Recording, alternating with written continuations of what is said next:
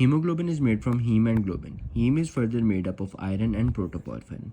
अगर आयरन में मसला आ रहा था तो हमारे पास आयरन डेफिशिएंसी एनीमिया था।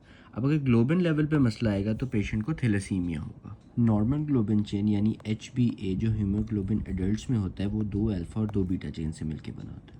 अब याद रखें ये इमेज ये चेन्स नहीं बता रही बल्कि ये जीन्स को बता रही है, यानी यहाँ पे अल्फ़ा के जीन्स है और यहाँ पर बीटा के जीन्स हैं, ताकि इस पर जो डिलीशन हो रही है उसको देखा जा सके। अल्फ़ा ग्लोबिन के जीन्स जो है वो क्रोमोसोम नंबर 16 पे होते हैं और ये डिलीशन की वजह से अल्फ़ा थैलेसीमिया होता है।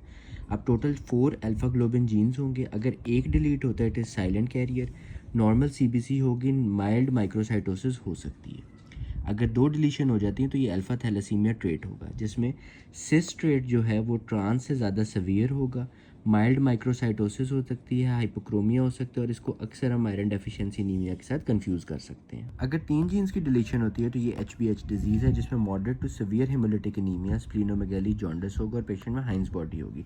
और याद रखना है कि 3 जीन डिलीशन जो है ये नॉन ट्रांसफ्यूजन डिपेंडेंट थैलेसीमिया होता है, इसमें हमें रेगुलर ट्रांसफ्यूजन की ज़रूरत नहीं पड़ती। अगर चारों जीन्स डिलीट हो जाते हैं तो पेशेंट में हाइड्रोप्स फटालिस होगा, यानी generalise oedema, high cardiac output failure and it is incompatible with life.